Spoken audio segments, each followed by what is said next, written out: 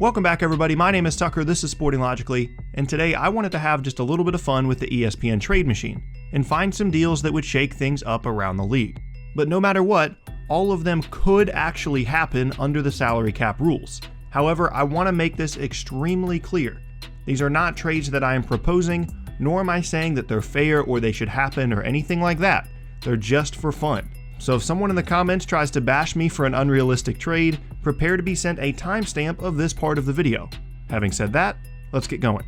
To start off, I'm going right for the head of the snake and breaking up the Golden State Warriors. I don't have anything against them, they've built their team under the same rules every other team has, but they're just too good and I want to do something about that.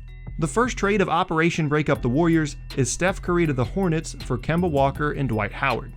This allows Hornets fans to live out their dream of Steph coming home to the state of North Carolina, and although the Hornets roster isn't exactly as stacked as the Warriors, that would actually be a good thing in my eyes.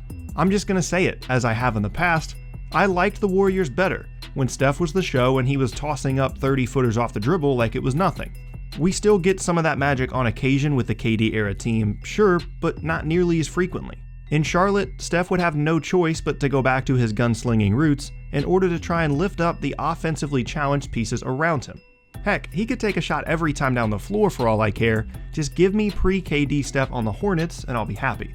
For the Warriors, they get an all-star caliber player to try and replace Steph and Kemba Walker, and a serviceable big in Dwight Howard. Both their deals expire soon anyway, giving the team much needed luxury tax relief if they decide not to bring them back. The crazy thing is, even if the Warriors traded away their two-time MVP for Walker and Howard, they'd still probably win the championship next year.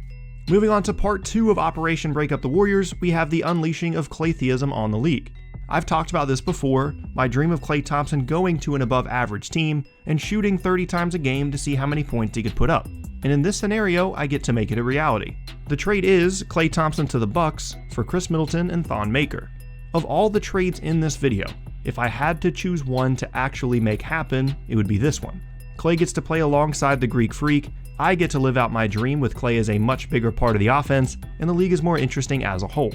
Losing Maker isn't that big of a deal to the Bucks, as John Henson and Tyler Zeller can take up all the minutes at the 5, while allowing for some super small ball minutes with Giannis at the 5 as well.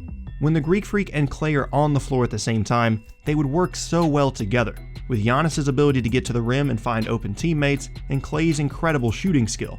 And although losing Middleton would be tough, I don't really care in this scenario because, well, Klay. For the Warriors, they get a high upside big man in Maker, along with a solid two-way guard with great size in Middleton. Operation Break Up the Warriors is now finished, and though the pieces have changed, they're still likely the favorites to win the finals again next year anyway. Which is a bit depressing, but at least Steph will be Steph again in Charlotte, and Klay's making my dream come true in Milwaukee. I'll call that a success. Moving on, we have a reunion of two former Kentucky teammates. The trade is DeMarcus Cousins in a sign and trade along with Solomon Hill to the Wizards for Otto Porter and Ian Mahinmi. This deal is basically all about reuniting former college teammates DeMarcus Cousins and John Wall, and getting the Pelicans some help on the wing that they desperately need. A Wall Cousins or Beal Cousins pick and roll would be among the most efficient plays in basketball and would allow the team to be an offensive powerhouse. One of those three guys would be on the floor at all times, and if Boogie comes back from his injury fully healthy, that would mean the team would be armed with 3 all-star caliber players to try and make some moves in the East. In addition to that, as I said, having an extra wing on the team in exchange for Cousins would be a big boost to a Pelicans team that played much better in the postseason without Boogie on the floor and playing at a faster pace. Bringing in Porter Jr. would give them another two-way player on the wing, but in the end, again, this is mostly about Cousins and Wall.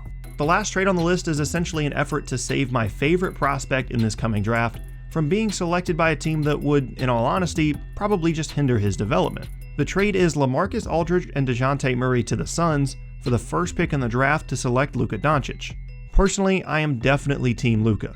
I think he's the best player in the draft, and all of this news about him sliding down the top 5 is crazy to me.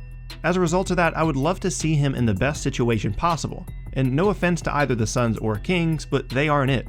With the Spurs' history of developing and featuring European players, I would love to see what they could do with Doncic, who is considered by some to be the best European prospect ever at the time of entering the draft.